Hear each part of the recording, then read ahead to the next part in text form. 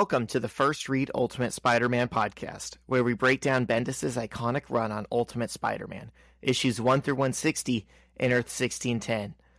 I'm Zach, and with me today, from the NBC hit show Good Girls, John Opat.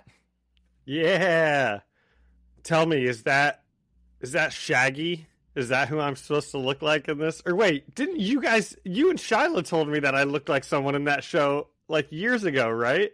And then you watched it, yeah. It's not Matthew Lillard. It's not Shaggy? It's the cop, the like undercover cop that becomes the one girl's boyfriend.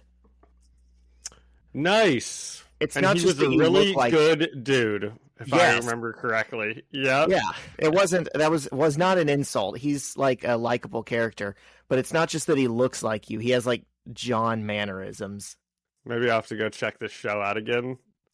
I haven't watched it since whenever that was, so maybe it's not good. I don't know if you wanted to save this to the end, but we actually got a new Doctor Who fan. Someone's checking out Doctor Who because of our podcast. Let's go. It worked. Slowly but surely winning people over to one of the oldest TV franchises. Yep. Also, speaking of checking out shows, you know what I've been watching this week, Zach? What's that? Mostly just like yesterday and the day before I threw it on, but the Daredevil show. And yeah. Well, rewatching it, and it's pretty good. Yeah, I like it. I find myself walking around my house talking like Vincent D'Onofrio, Kingpin, to myself whenever I'm like watching that show. I'll be making eggs, and one of them will like crack. You know, the yolk will like break, and I'll be like, "No, you can't be doing stuff like that." That's great. Yep. I told you. Did I say last week that me and Shyla binge watched Ted? Yes. Yeah. Yes. And so what'd you think? It was pretty good? It was pretty good, yeah. Yeah, I don't normally... Seth MacFarlane's humor is kind of hit or miss for me, but Ted was like one of the better things from him that I've seen. Nice. And I didn't even like the movies that much, to my Marky knowledge. Mark? No, I don't like Marky Mark, dude. Have you seen like his Wikipedia Oh my page? gosh. That dude has a history. Zach, nobody's perfect, okay? That's true. Whom among us? Didn't he like, okay, let me think, because I have seen the Marky Mark wiki page. He beat up a homeless guy like almost to death, right, when he was younger. Or I might be thinking of John Lennon, who definitely did that. Jesus, I didn't know that. Zach, who among us is perfect? Who among us doesn't have an entire section on our Wikipedia just labeled hate crimes? Is that Marky Mark? It is. Oh, man. Okay. What are some of them? I don't remember. Most of them, almost all of them, are from like the 80s and 90s, but I still don't think... Yeah. I don't think that's something you let slide easily. Yeah. My family had a tradition for like 6 or 7 years in a row where every Christmas Eve... Sorry for sniffing right in the mic right there. Oh no, you're good.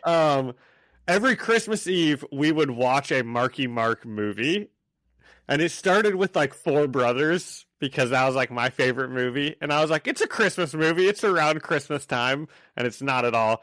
And then it was just every year we'd do like Invincible and the other guys, and I don't know. Yeah, great tradition. I wish I could hate him more as an actor, but he actually does end up in a lot of movies that I really like, which I hate that. The like, Happening.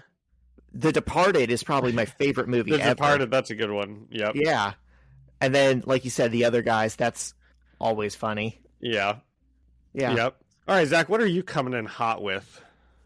Anything? Oh, dude, I want to save it till the end, because it's a spicy one. It's so hot. It's so hot. We've got to tease it here at the start. I can only entrust our most loyal listeners with it. That's a good call, actually. I was actually on the fence about even saying it. I have it in my notes. Oh, wow. Question mark. This is really getting teased. Yeah, but you know what? You just drew it out. It's coming. No. Let's save it till the end. It's coming at the end. Oh, okay, good. Okay. But I was considering not mentioning it at all. Okay. Well, then, are you coming in soft with anything else? Should we just go right into the issues here? Do you not have anything, man? I don't really have anything this week. Okay. You know, well, then, all I've really been doing all week is just waiting for Super Bowl Sunday. So I really haven't done anything. Yeah. Oh, I do have something. Yep. Okay. So, I play Dynasty fantasy football, so the season never ends. And yep. I made a ground-shaking trade yesterday. Oh my gosh. For the 2 years that we've had this league, I've been told Justin Jefferson was unmovable, right? That was the line from the guy who drafted him. I mean, yeah. Makes sense, right? Yep. But then this year, he did capitulate to a trade for CeeDee Lamb and A.J. Brown because... Oh my gosh, that's a really good deal, I feel like, for that guy. Yes, especially because Jefferson was hurt, and he was going into the playoffs, and he needed someone to fill his spot. And it kind of worked out for him. He did beat me in the championship by like 9 points, which he wouldn't have had if he didn't have those two guys there. Yeah. Okay. So now... it! Yeah. Sucks for me, but I think I got the last laugh here. So my buddy Luke had Justin Jefferson. And again, the line was, he's unmovable. For anything less than Justin Herbert, Anthony Richardson, or Jamar Chase. And even with any of those guys, it would be them plus something. Okay, I was going to say, yeah, 1 for 1, that's terrible still. Right. And, it's a super flex league. Quarterbacks are valuable. I have an emotional attachment to Anthony Richardson. Jamar Chase, the point was I wanted to pair him with Justin Jefferson. I didn't want to replace him with Justin Jefferson. I wanted 2 really reliable receivers. And he was saying that's never going to happen. That's not possible. I just kept kind of, popping in and out every couple of weeks and being like, oh, what about this really good deal? That'd be like an overpay. And he was like, it is a good deal, but I'm still not going to take it. And then yesterday, we got it done. I sent him Jalen Waddle, Breece Hall, and the 4th overall pick in this rookie draft. And he sent me Justin Jefferson and 2 future thirds that are going to be really late. So they're like nothing. The 4th overall pick? Yep. Okay. Right away, I'm thinking that is like a slam dunk deal for whoever's getting Justin Jefferson, because Jalen Waddle is too inconsistent to be a super valuable fantasy asset. And Breece Hall is kind of the same way, although with Aaron Rodgers next year, he could be like, crazy, but he was the number 2 running back last year. Breece Hall was? Yeah. Now, that came because he had like a 40-point game and a 30-point game at the end. Yeah. I had Breece Hall all year and played him all year, and my team was garbage. Same with the people that say Lamar Jackson was like the best fantasy quarterback. Okay, well, I had him all year, and he had like 4 good games. Like that's just where all of his points came. I don't buy in. I feel like you traded high on Breece Hall. If he was the number 2 running back in fantasy football, it sure didn't feel like that to the owners who had him. Well, there's just so few running backs that you can count on, especially in Dynasty, where you're expecting to have them for more than just 1 year. So I had Breece Hall, Jahmyr Gibbs, and Jonathan Taylor, and I really tried to trade Jonathan Taylor, but he was like, no, I need either Hall or Gibbs. I think I'd rather have Taylor than Breece Hall. He's just like 3 years older than them and has so many more carries, and he doesn't catch passes. And it's a PPR league.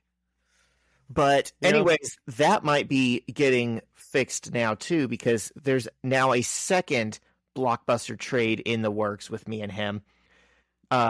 He was like talking about how he kind of regrets it, and now he doesn't know about his team, and Oh my he has all God. these players that he's like, I could see them sucking. And I was like, yeah, you know what? You're right. You should trade me back Bijan or Brees Hall. And he was like, not You going to gave happen. him Bijan Earlier in the year, I gave for him Jamar Chase? for maybe? Jamar Chase. Yeah. Yeah, okay. But I was like, I'll give you 3 firsts for one of those guys. And he said, give me all your firsts, and I'll do it right now. How many I only firsts have do you have? 4. I have 4 future first-round picks. And they all should be pretty high because they're from really bad managers. But I'm like, okay. I already said I was going to do 3. If you tell me 4 gets it done, why wouldn't I do that? And I specifically, we start 10 players. And I am like really confident about 9 of my starters. And then with the last one, I'm like, I don't fucking know. I guess Deontay Johnson. Okay, so give up who'd these you get? picks. Brees Hall or Bijan? I have it in his inbox. He has been sleeping on it because he was like he wasn't expecting me to actually do it. I called his bluff, and he was like, "Well, I feel like I have to accept that, but I don't want to." So I might get Bijan and Justin Jefferson in like the same week. Wow, you totally draft dayed this guy. Kind of leveraged my whole future to go all in on 2 players. Wow. Well, that would be pretty good. I mean, if you gave up Brees Hall for Justin Jefferson and Bijan Robinson, that's a good trade, almost regardless of draft picks in the future. Right. It's those guys and 6 draft picks. Yeah, whatever. I don't buy into future draft picks. Right, because they say most dynasty leagues fold within like 4 or 5 seasons anyways. So like, what is the 101 in 2026 mean to me if I can win like 2 or 3 championships before we break up? Yeah, so, I agree. I think you got him. I think you got him. I did. Yeah. All right, that was it.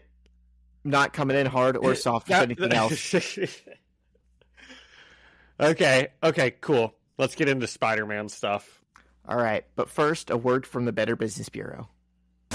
Every business says they're better. But the ones that earn and display the BBB seal back it up. It instantly identifies businesses that are committed to operating with integrity, honoring promises, and telling the truth. Makes you wonder why every business doesn't have it. So look for it, because it's looking out for you. That's why it's the sign of a better business. And find a better business anytime at bbb.org. All right, and we're back. We're back with some Kitty Pryde and Spider-Man adventures. You know we love it. Yep. Are you getting your issue pulled up? I am getting the issue pulled up. Yeah. Do you want to give us a backstory on something, Zach? What's that? I don't know, just in general. You're always good with a recap. I don't think so, man. This is like the start of a new arc. Okay, so I'll give a recap here. Peter Parker, high school student, was bit by a radioactive spider. We don't have time for all that. Okay, but him and Kitty Pryde are dating. My iPad's not loading. All right, I'll get into it. Here, let me help you out. Yeah, tell me when to swipe. Yeah. Well, I do still have all my notes, and I actually took pretty darn detailed notes for this one. It was a solid issue. So this is issue 91, written by Brian Michael Bendis, penciled by Mark Bagley. Okay, wait a second. My iPad's starting to work now, so let's see if I can. Just in the nick of time. Well, come on, Zach. You been listening to any good songs lately? See any good movies? Yeah. I mean, I'm always listening to music. You are. I've been. What's the song of the week? The song of the week is the jam of the week. Yep. Is Sink Florida Sink by Against Me. Okay. You guys all heard it, webheads. Sink Florida Sink by Against Me. Yep. I'm seeing their front woman in March. So I've been going into a Against Me deep dive, and I'm realizing Nice. I've always liked the hits, but I'm like, holy all of their stuff is good. Nice. I've never heard of them, but I'll listen to the jam of the week. Okay. Issue 91, written by Brian Michael Bendis, penciled by Mark Bagley, inked by John Dell, colored by Justin Ponzer, and lettered by VC's Corey Petit. Have we seen these guys before? Have I just maybe stopped paying attention when you read the names? But have we seen John Dell or VC's Corey Petit? I think John Dell is a new name. Corey Petit might be a new name. Okay. I feel like why does it say VC's Corey Petit? Who is VC? Vince Coletta. There's remember how I've said sometimes they do like, I don't know, like groups or little companies, like little LLCs that will do coloring duties. They're just saying he works with that collective. Yep. Okay. And this is called Deadpool. So we open on a full page of Spider-Man who's in the middle of the street in a fight, but he's currently tied up by some rings. And the villain says, "You think I ain't ready for a yo like you? I'm the Ringer, and I'm from Maryland." That's how I read it. That's how I read his voice. "I'm the Ringer, see? And I'm gonna put rings around you. I'm straight up from Waldorf, Maryland." Yep, that's what he says. And he's a pretty goofy-looking villain. He's got rings all around him. And the Ringer is like, "You're going to remember the guy who beat your mutant butt into the ground." And Spider-Man's trying to break free from the rings. And he's like, "Wait a second. Did you just brag about being from Maryland?" And then we see a new superhero appear behind him. And the Ringer, and she says, "You should really knock it off with the racist crap." And it's Kitty Pryde. And she looks over at Peter and she says, "You doing okay there, sweetie?" And he says, "I think I stopped being able to breathe a couple of minutes ago because the rings are like squeezing him." And these rings don't make any sense physics-wise. So it's like, it's unclear where they're coming from, how he's shooting them out. Yeah, it is kind of interesting, that like this guy does have some power here. And how did he get it? Like, it seems to be this mechanism that he's wearing, but it's almost like the rings phase when they first hit you and then solidify around you. Because there's no other explanation for why he's shooting them at Peter, and instead of bouncing off, Peter's getting like wrapped up in them. Yeah. Well, crab cakes and rings. That's what Maryland does, Zach. That's right. How could I forget? And have a pretty cool flag. Have you seen the state flag of Maryland? It's really messed up. There's a lot going on there. It's like some kind of long lost art form. Yep. Okay, so Kitty tries to phase through the Ringer to like short circuit his suit, but it doesn't work for some reason. So real quick, while you're on that panel, you want a what'd you call it? An Easter egg? Yes. So you see what the billboard says behind them? The biggest word in that panel? Timely. Do you know what that's about? Oh my gosh. Well, okay, let me try, because I obviously know a little bit about this from Loki, but that is from, didn't Marvel Comics used to be called Timely Comics? And yes. And that's why there was like, that's why they did like the Timely Wisconsin, Victor Timely, all that stuff was like as an Easter egg to that. Yes, good job, John. Thanks, Zach. Okay, so why did they change it to Marvel? Why was it Timely? You probably know about this. I think Marvel's just a better name. I don't know. I'd have to look into that. Huh. Okay. Yeah, we probably won't. Okay, so Kitty tries to phase through the ringer, but his suit doesn't short circuit like she's expecting it to. So she kind of just like leaves him there to go and check on Peter. And I'm sorry, I got lost. Oh, and then she goes and checks on Peter, and he asks why she isn't catching the bad guy. And then she phases Peter out of the ring. She's like, "Don't freak out. This is gonna feel weird." And she phases Peter out of the rings, but she also phases his shirt off. And she says, "Bonus for me." These two Crazy kids. So the ringer is running away, and Peter puts a big web in front of him. And the ringer turns to fight because he's not able to get past the web. And he says, "All right, you mutant freaks, it's a showdown, it is."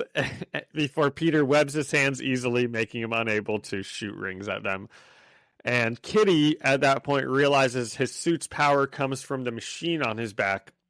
So she phases through it, and it explodes. And we see Peter freak out for a moment, thinking that Kitty is hurt from the explosion. But then she says, "You do understand about the mutant phasing power of mine and me not getting hurt and stuff, right?" But her and Peter still both agree that he gets boyfriend points for being worried about her. They're so cute. Yep. So what'd you think of our setup here, Zach? Our setup scene. Super fun, super cute. This is like what the Silver Sable arc was missing. You know, it's kind of a foregone conclusion that these two are not endgame. So I just want as many moments with them. Don't say it. Don't say it. I don't think that's a spoiler. Well, it's so upsetting. Yeah. But it's good to see moments like this. This is, you know, what we're here for. I still just hate her costume. Okay. I actually, you know, when I was doing the notes, I almost put like ugly costume or some sort of adjective, and then I didn't because I actually don't hate it. You know, I don't love it, but it's better than most of the female costumes we get, I think. And I don't hate a good green and yellow color scheme. You know, I think I said last week on the cover, she's like a yellow jacket or a hornet or something. Those are very intimidating. Yeah. Yeah.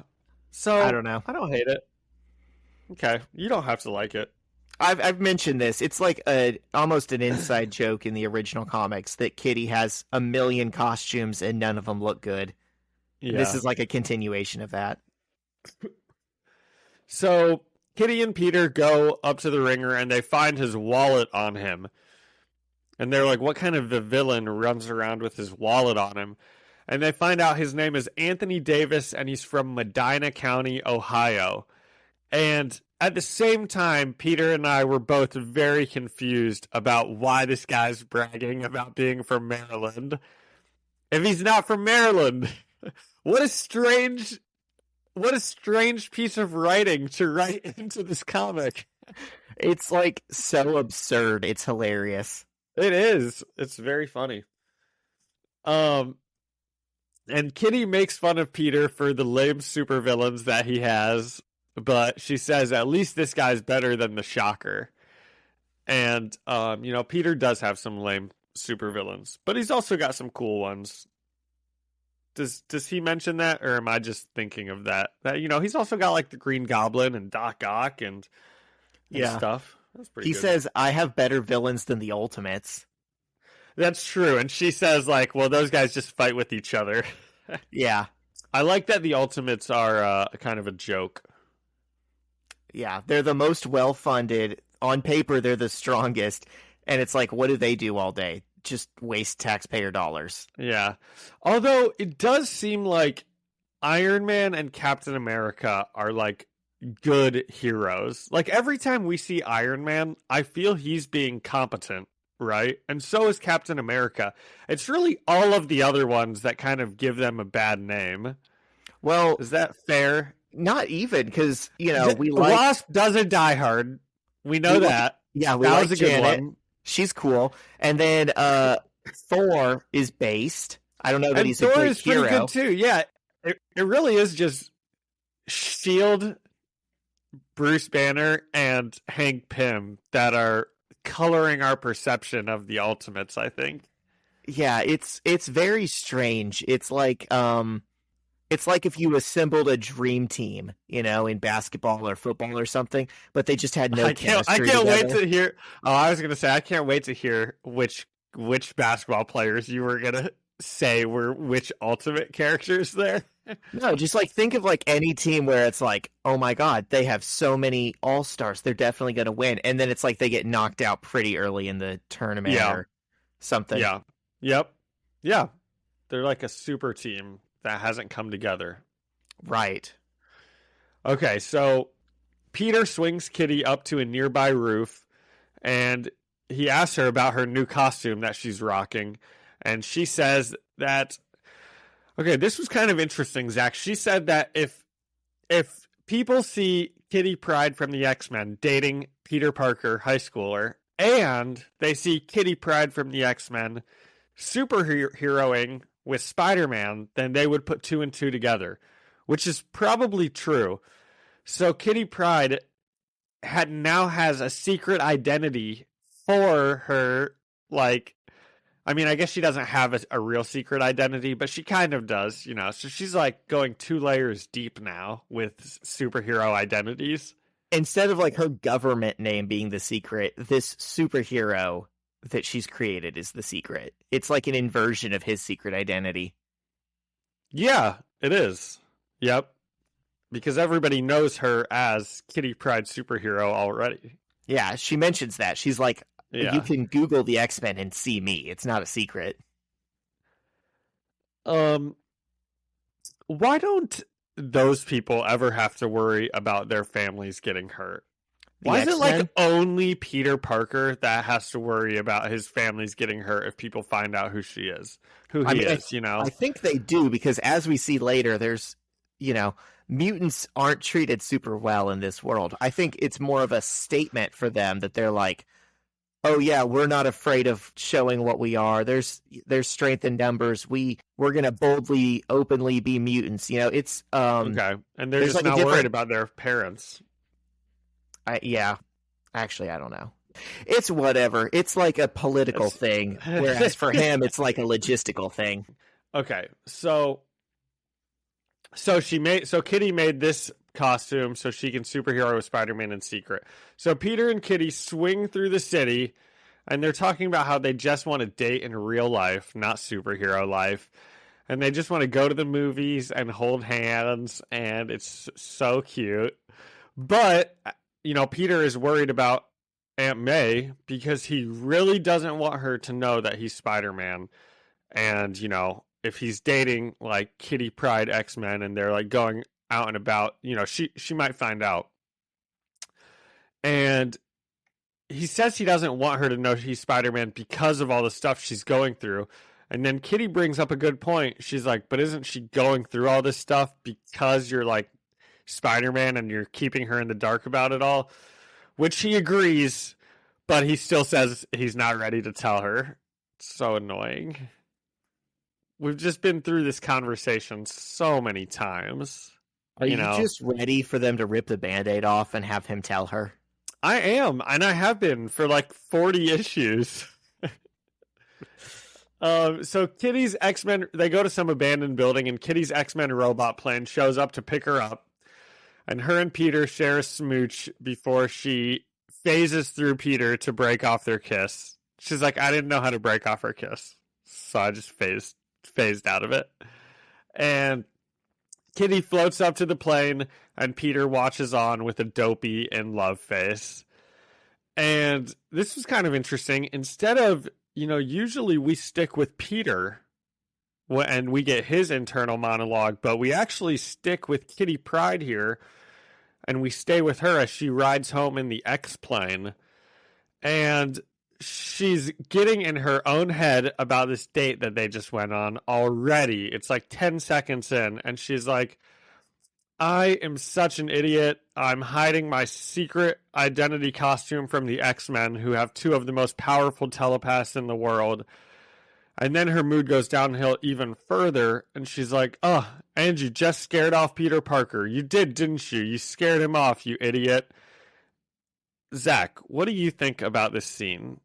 It's cute. It's funny. We've seen already. No, it's not. It's like mental health issues in a teenage girl, I feel like.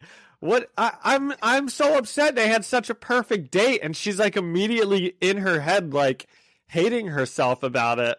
Is Like, this she's not consistent? joking around. She's like being serious. I wanted to follow her and be like, oh my gosh, I'm in love and I don't care who knows it. That was awesome. Good elf quote. No, but is this not consistent with the girl who was too forward on their first date and then phased through the floor and thought about running away? Like, this is just part of her character.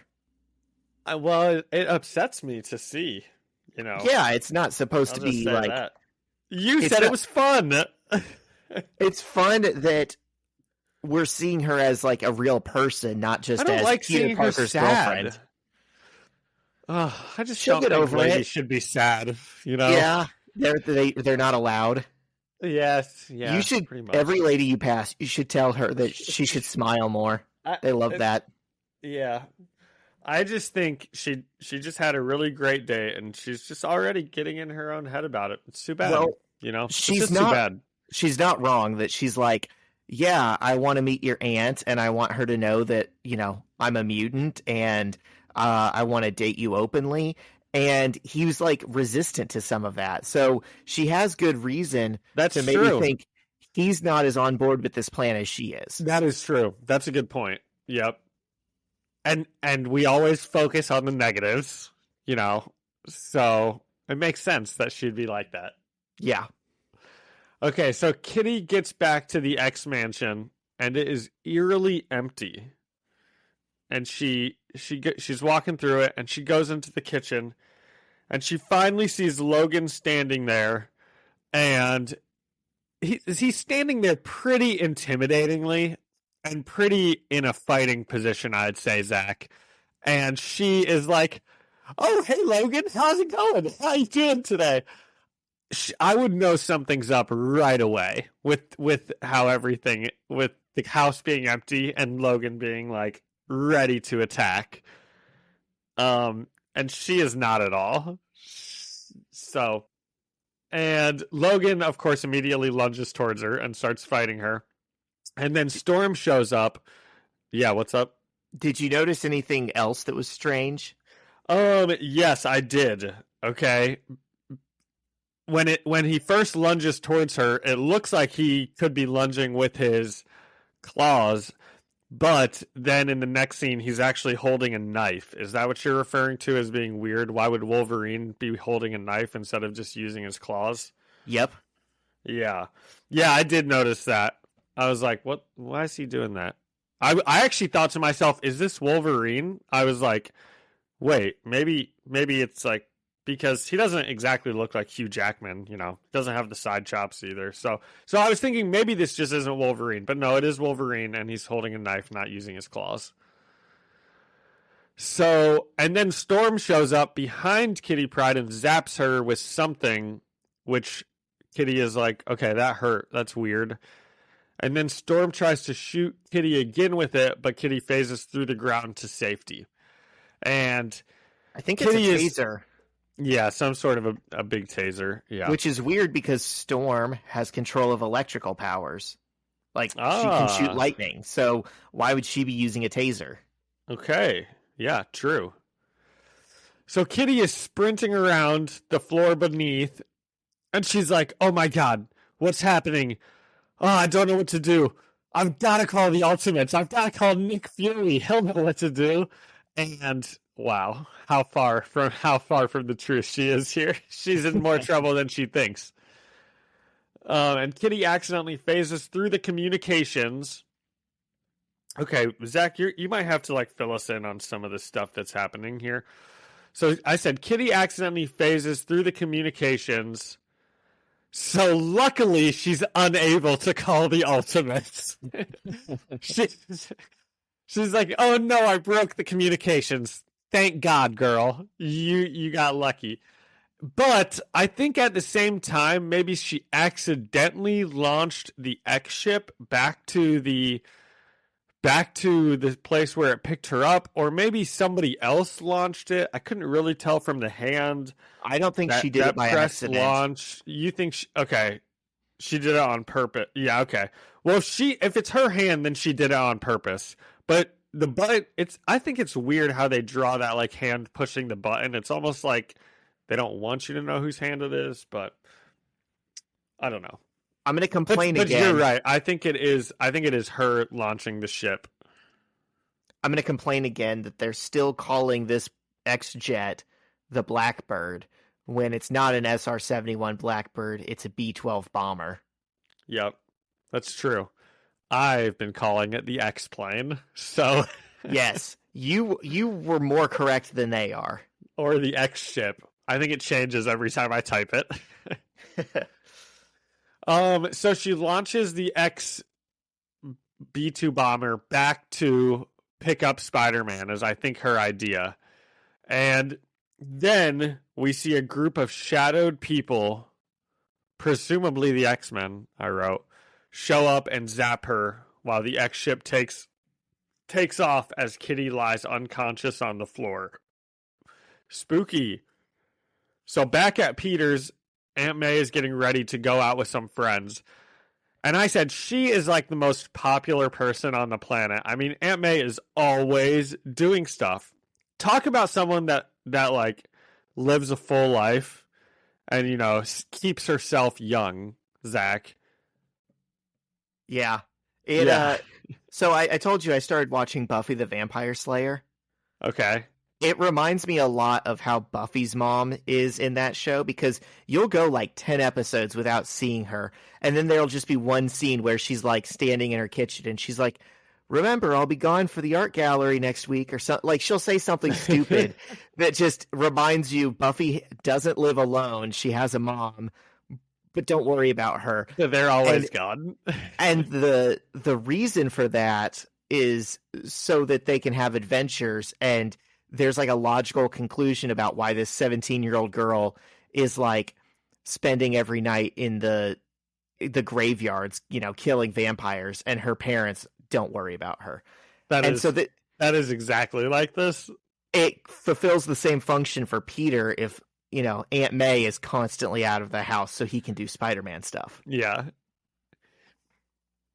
So Peter is like, "Aunt May, are you going on a date? Because she looks good, Zach."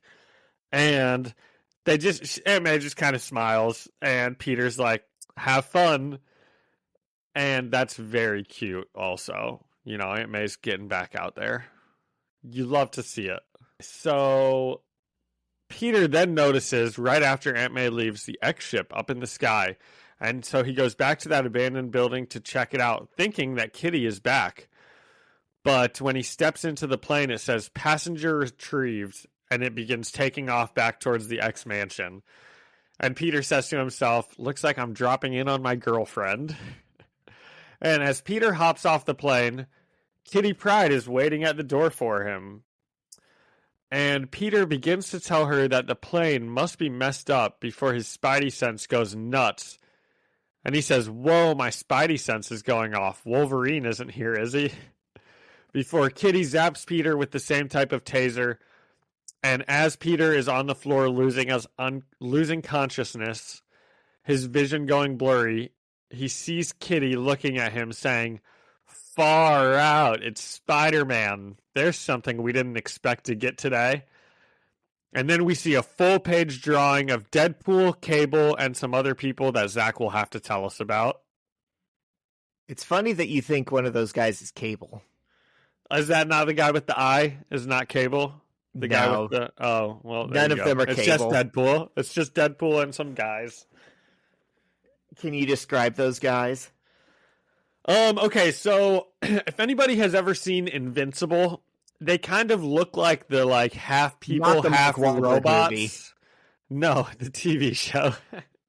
Because we've referenced the Mark Wahlberg we movie, have. too. Yep, that's true. 2 Invincible references today. No, the TV show, don't they kind of look like the like half people, half robot things? At least one of them does.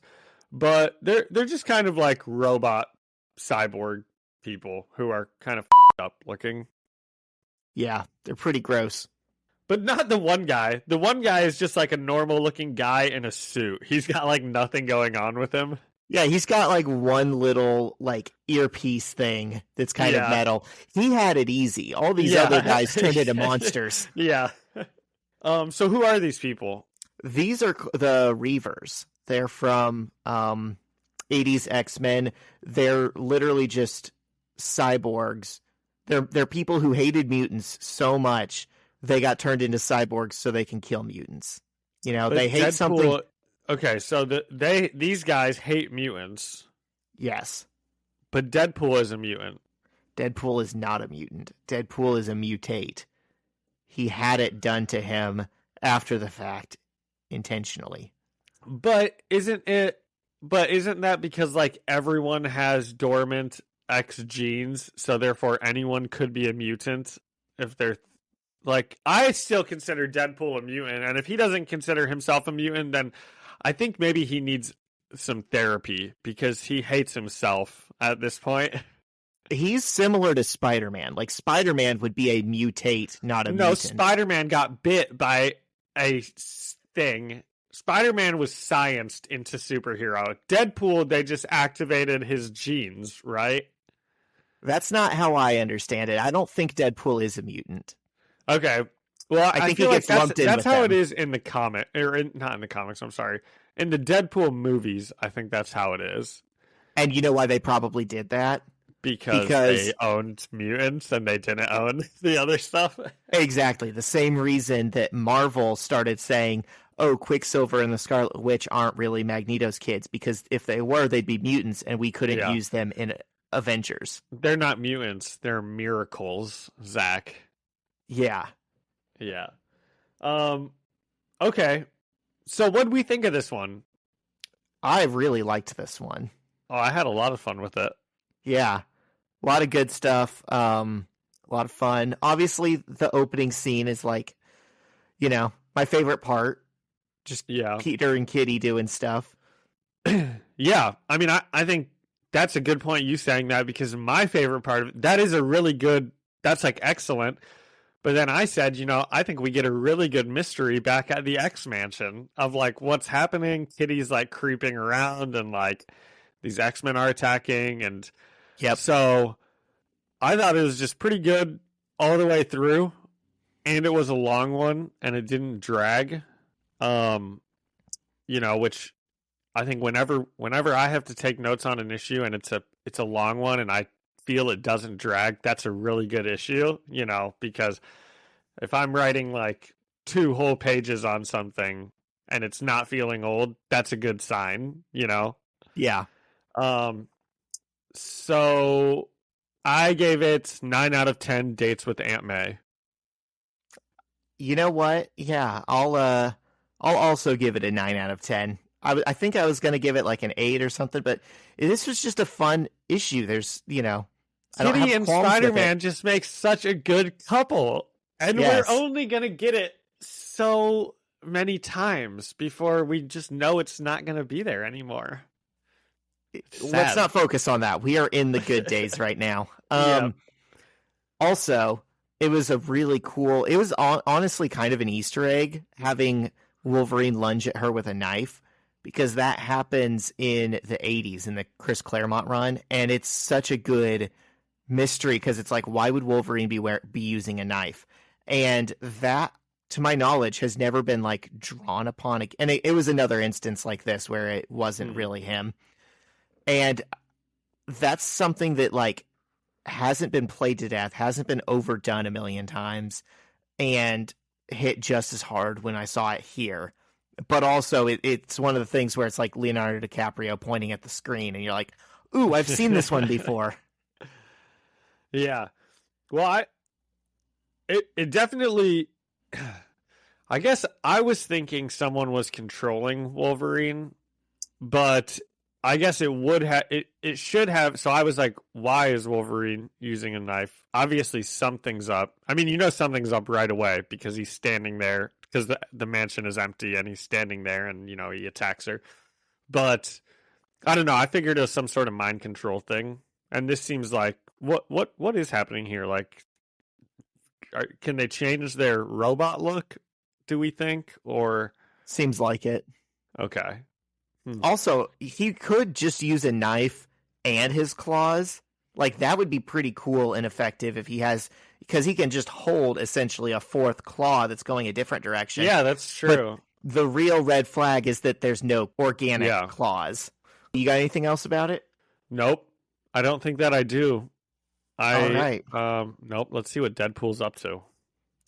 Yep. So now we're in Ultimate Spider-Man issue 92, written by Bendis, penciled by Bagley, inked by John Dell and Mark McKenna, who's a new name, colored by Laura Martin and Richard Isanov, and lettered by Corey Petit. And we see a POV perspective of Peter's eyes opening, and he sees that the X-Men are strung up and unconscious around him, and it looks like they're in a plane or helicopter or something. And he spots Kitty and calls out to her, and a voice says, "Hey, one of them's awake." And one of the Reavers shocks Peter and says, "Someone take off his stupid mask." And before they can, the pilot tells Deadpool they're above the drop zone, and Deadpool says, "So start dropping them." And the one Reaver says again that he wants to take off Spider-Man's mask, but Deadpool says, "No, leave it on. Masks mean something. Respect that." And Deadpool then throws Peter out of the helicopter, and he starts falling while handcuffed towards an island below. Feels very much like the beginning of a fortnight. Yeah. Why is Deadpool a bad guy? Is Deadpool usually a bad guy? He's usually like an anti-hero, but Ultimate Deadpool just sucks. There's no way around it. He just fucking sucks. Oh, man. So he's not going to get better in this run. He's just going to suck this whole thing. Yeah. This whole time. You got to keep in mind, at this point, the movie wasn't out. He wasn't like this pop culture phenomenon. They probably felt like he was like Silver Sable, where you give him an arc and you've done him service, Okay. And they changed him to make him just a straight up bad guy. Which is weird because apparently he has some kind of moral code with like respecting a mask. Yeah. I don't know. I don't know what to make of him. So he throws. You nailed it earlier. Okay. You said he just sucks. Well, I'm like, why'd you give him that somewhat redeeming quality if he's supposed to just be a bad guy? So Peter's falling, and he creates a web net with his hands behind his back and falls into it and bounces and rolls onto the ground below. And he starts wondering where he is, who those people were, and what's going on. And then notices he lost one of his boots in the fall. It's like stuck up in his web net. And he starts trying to get his handcuffs off when he hears a noise and his spider sense goes off. And just then a Reaver charges through the woods, knocking over trees, and starts attacking Peter with some kind of energy beam.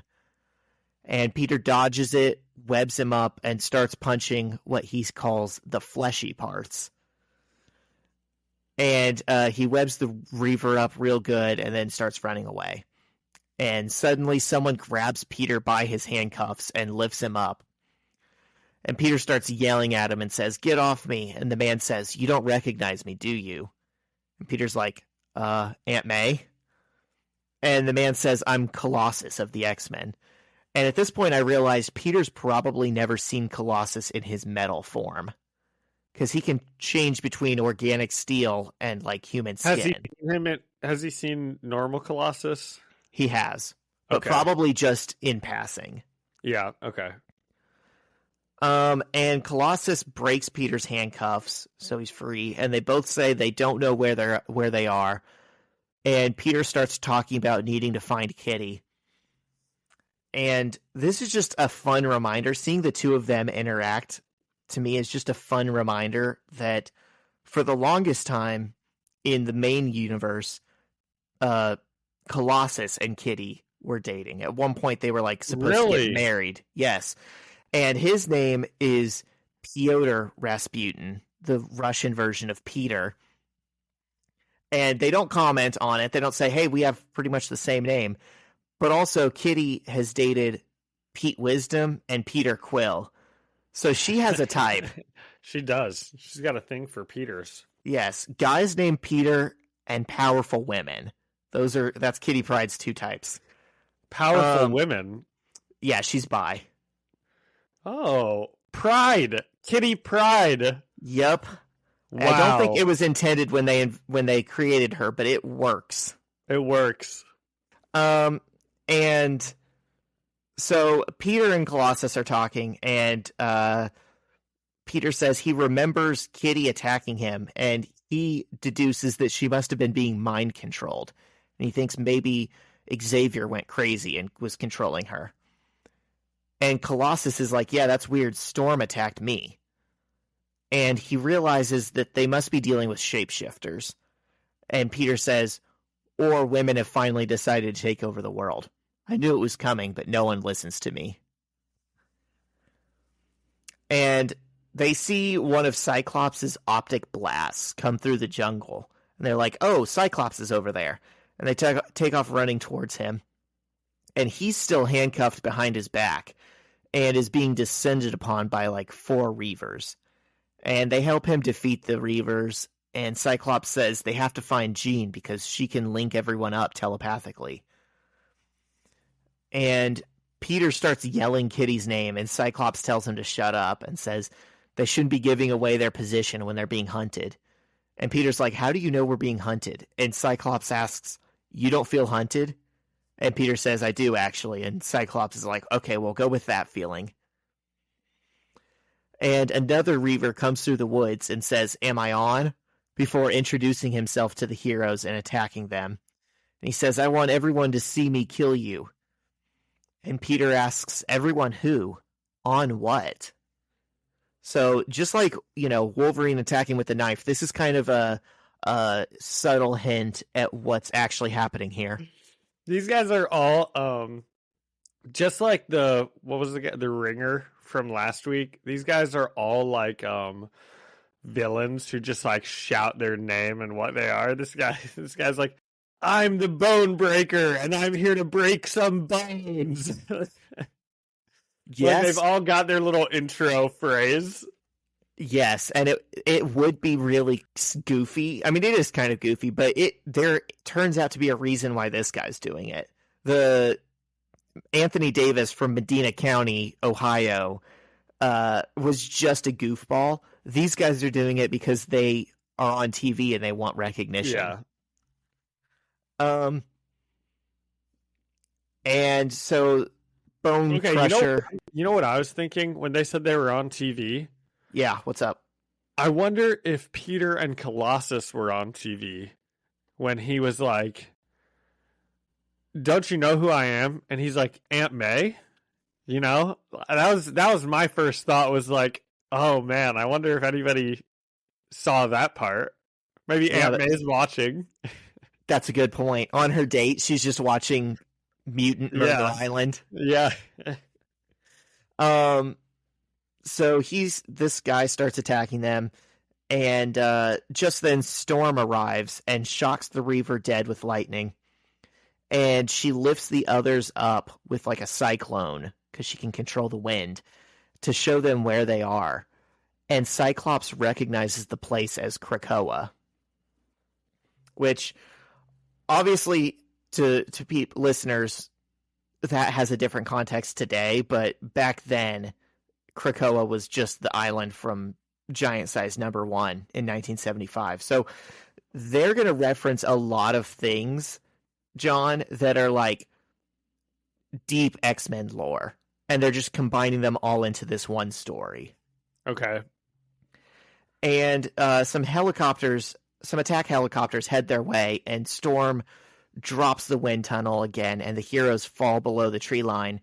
and one of the stupid helicopters tries to follow them into the forest, and its propeller blades hit the tree and explodes. And they start... That is a really stupid helicopter.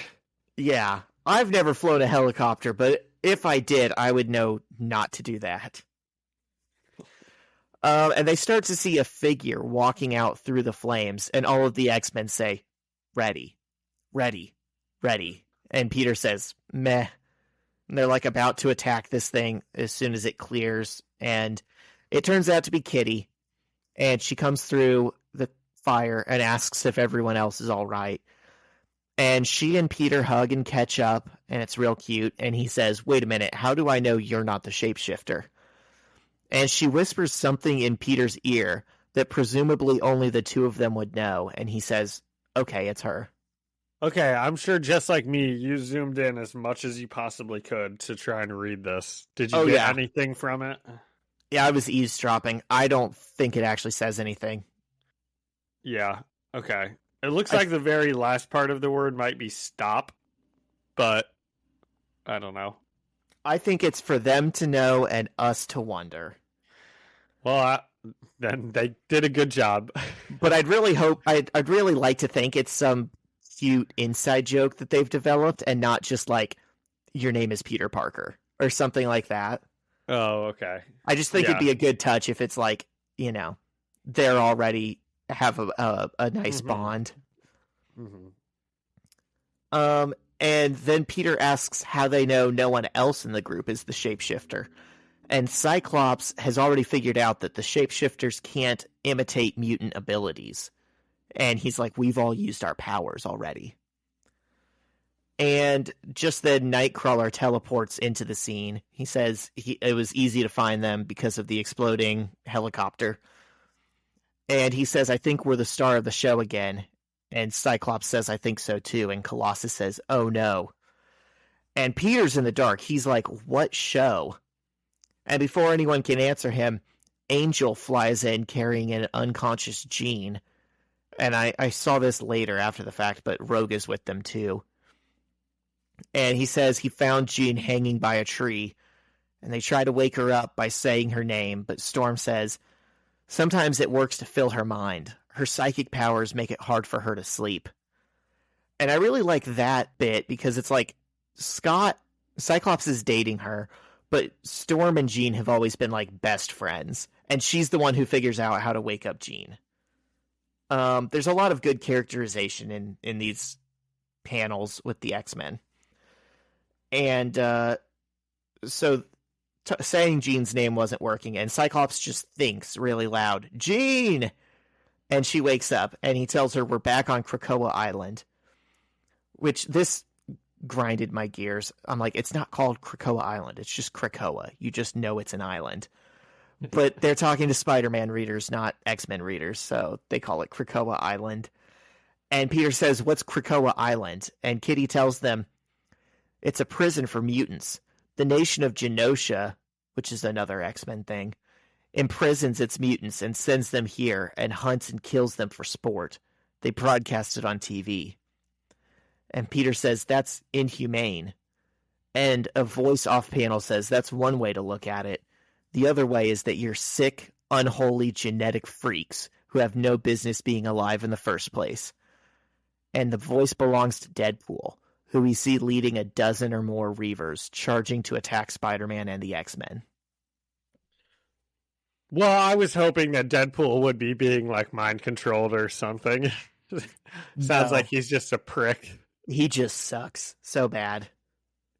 What'd you think of this one, John? It wasn't my favorite.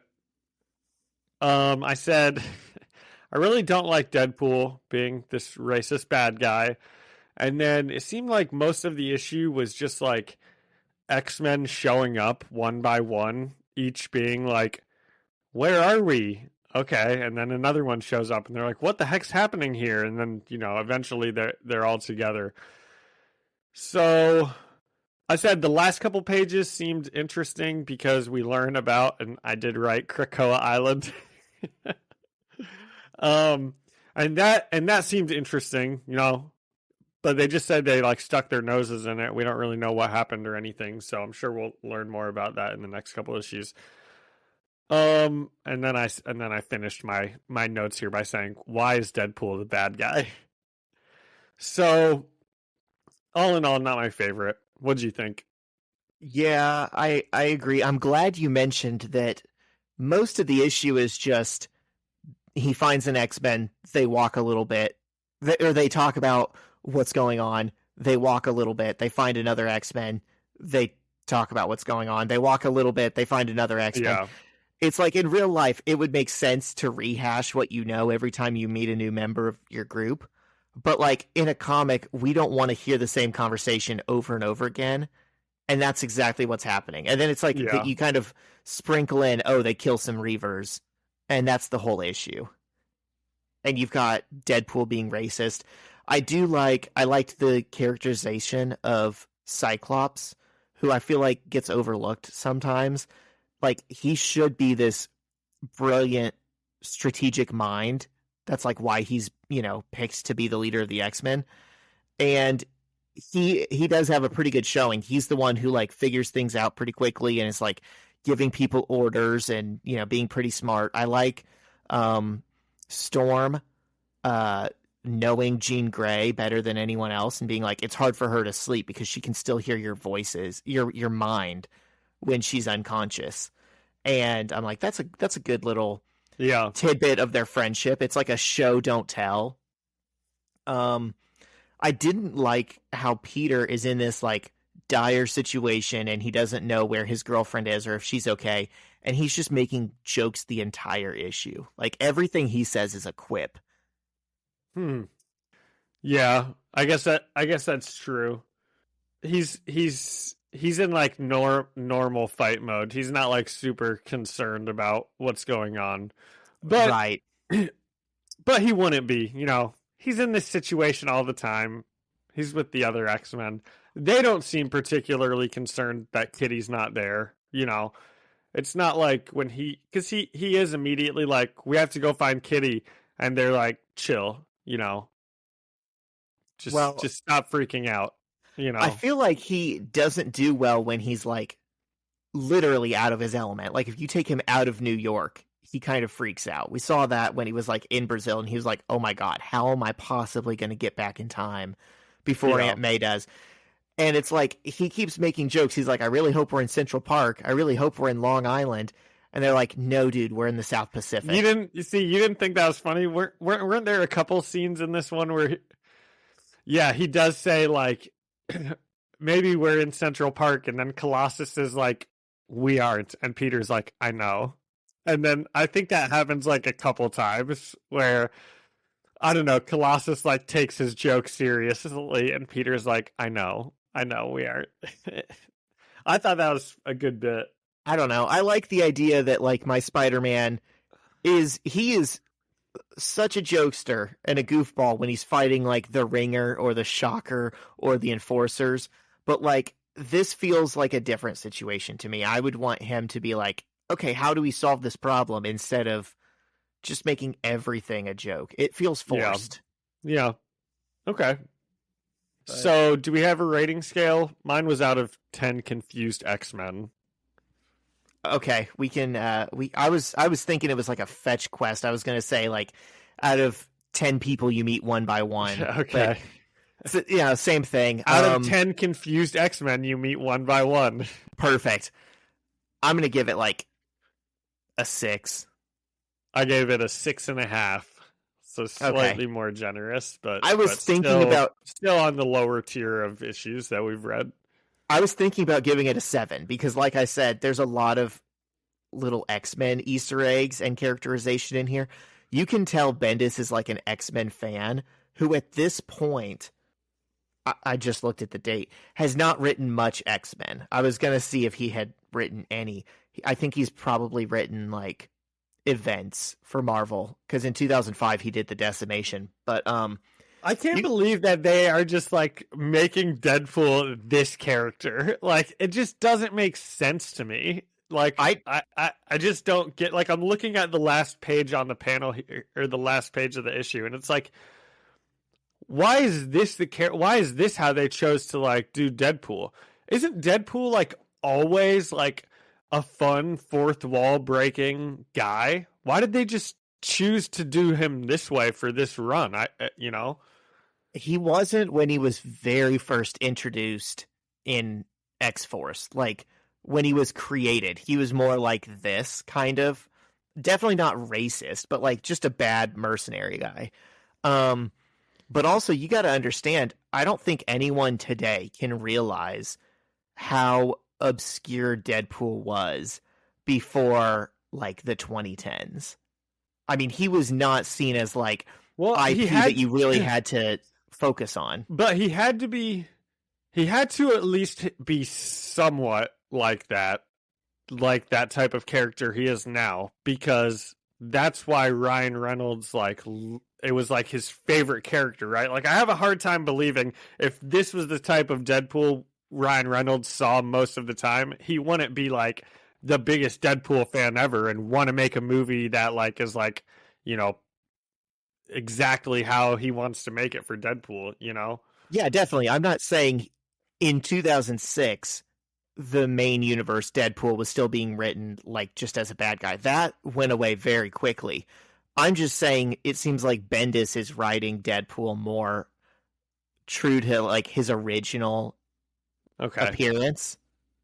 It's still not a good idea. Like, if you're going to do Deadpool, do the version of Deadpool that people like. Don't make a worse version.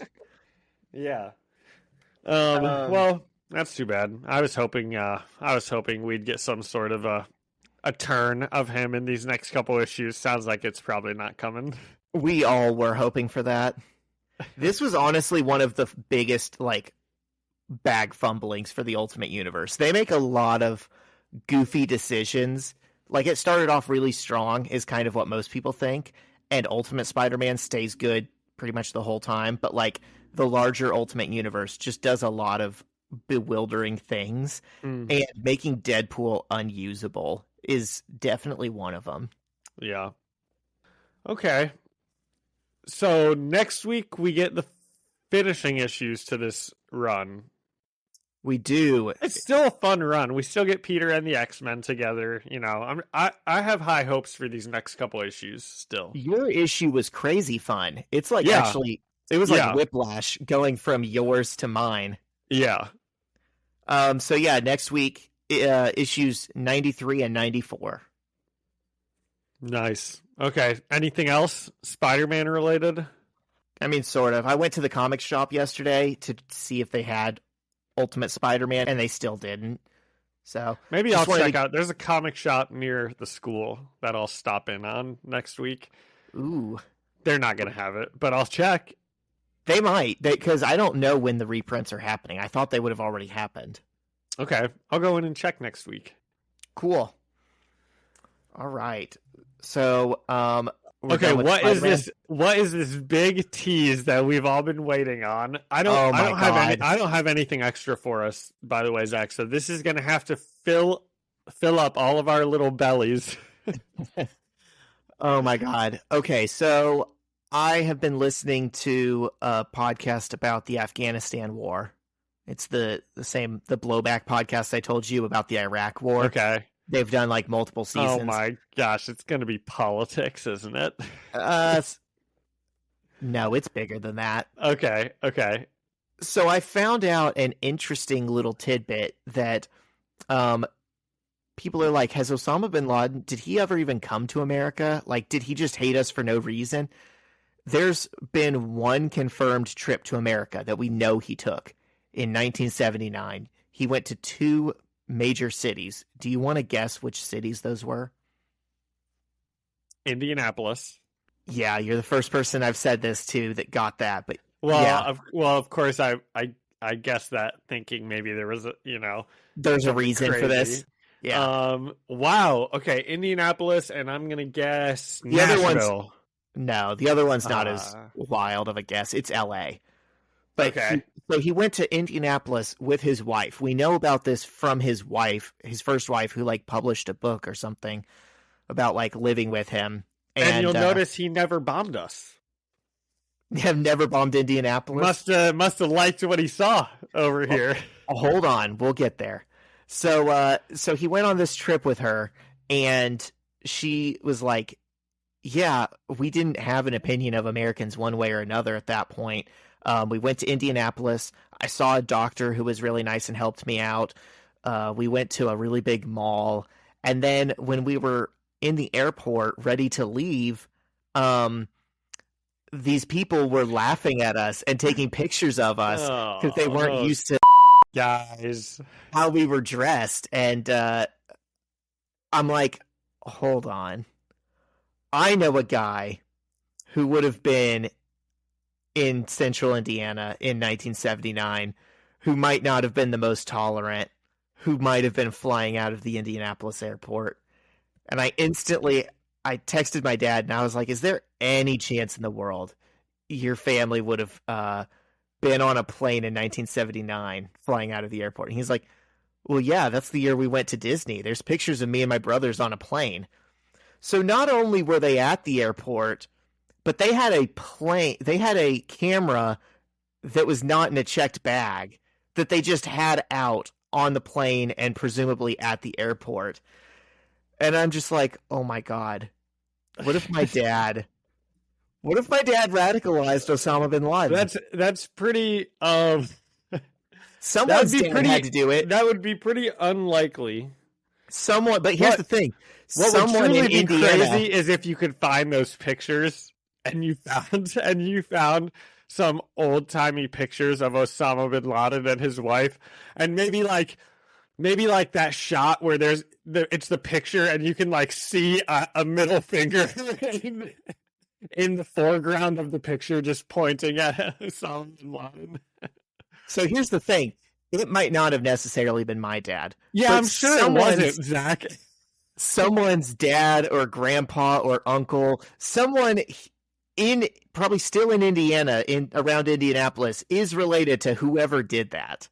Okay, well, you shouldn't make fun of people from other races. Let's get that right out of the way. Yeah. But Osama bin Laden is soft.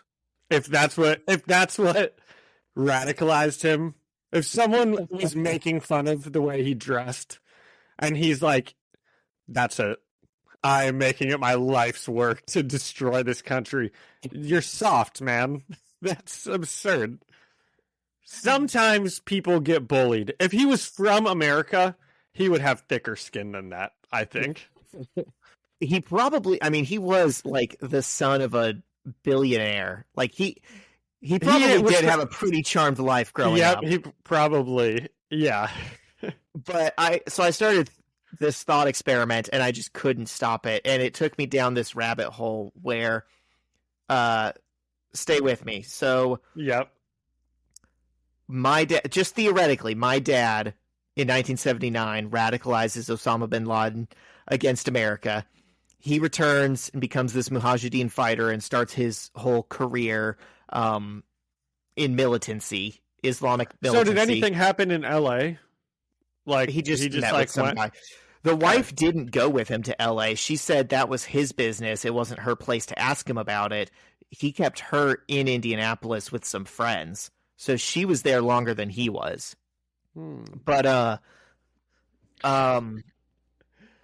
so my dad radicalizes Osama bin Laden in 1979. Yep. This leads to him attacking multiple U.S. sites in the 90s, and then it culminates in the destruction of the World Trade Center in 2001.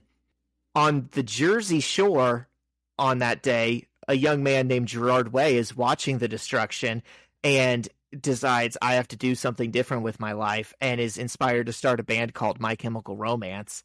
Then in 2022, 43 years after my dad started this whole series of events, yep, the sins of the father come back, and karma gets me when I violently dislocate my knee in a My Chemical Romance mosh pit that wouldn't have existed were it not for 9/11, that wouldn't have happened were it not for Osama bin Laden, who wouldn't have been radicalized were it not for some jackass in the Indianapolis airport. Wow. So is that how My Chemical Romance got started? That's the craziest thing out of all of that. It is, yeah. Well, that's pretty wild. And I think it would be really fun for you to try to look through your dad's old pictures. I almost don't want to know. I mean, and see. Statistically, there's no way it was him. Of course not. And yeah. And Zach, your dad wouldn't. Your dad certainly wouldn't just pick on some random man and his wife in the airport. I'd like to think not, but he was like 15 or something. And if it wasn't him, it could have been one of his brothers.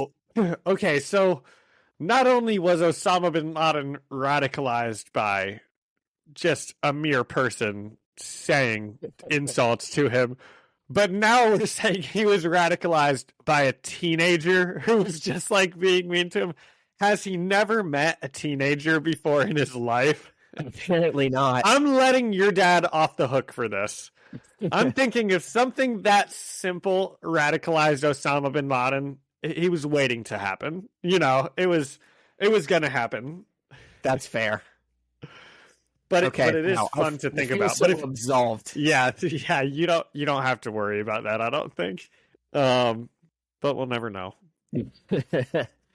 Yeah, and if you're listening to this and you're from Indiana and you feel the urge to judge me or judge my family, it could have just as easily been your family. We don't know. If you feel the urge to judge Zach and his family, judgment has already been rendered. He dislocated his arm at the show.